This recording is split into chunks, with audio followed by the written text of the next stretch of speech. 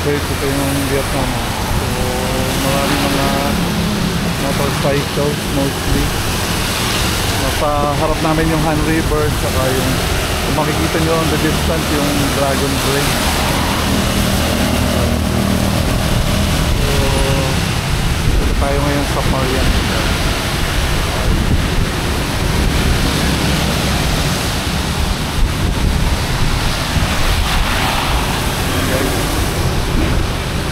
Waiting pa rin kami sa Sinta.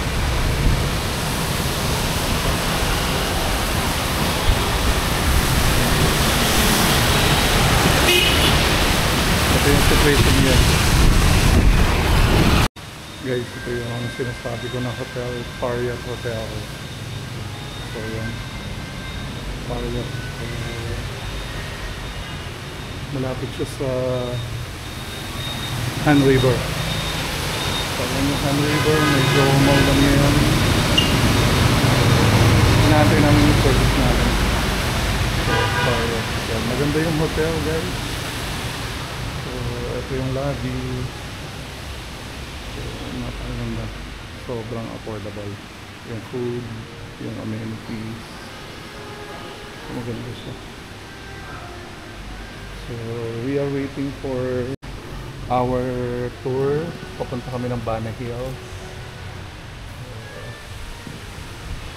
Dito kami sa hotel. Yeah. See you later, guys.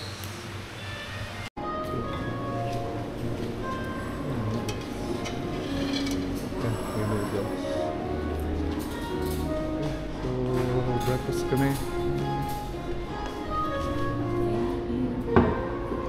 Tapos kuha ka naman.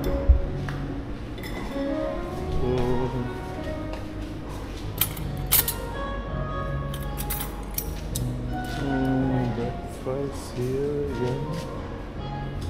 So, iba-ibang klase.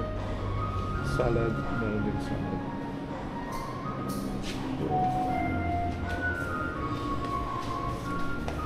See, dito.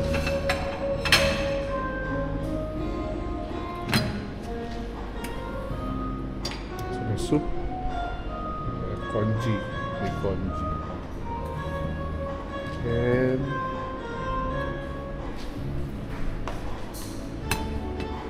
grabe guys yung breakfast dito, masarap. So may dumpling, and then meron siyang vegetables. Kuha ako ng dumpling.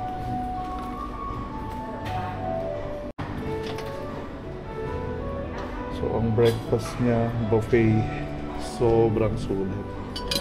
Sobrang sulit dito. So, I recommend yung check-in kayo dito guys. Malapit sa Han River. Oh, nag-enjoy kami ni Mrs. Hi, good morning. So, Maybe. Alright. so meron ding beef.